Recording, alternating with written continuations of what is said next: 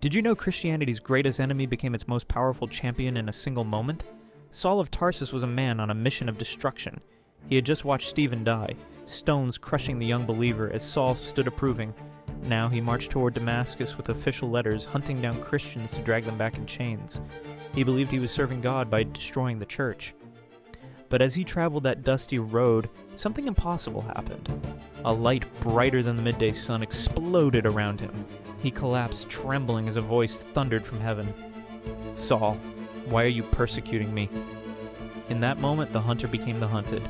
Blinded and helpless, he had to be led by a hand into the city.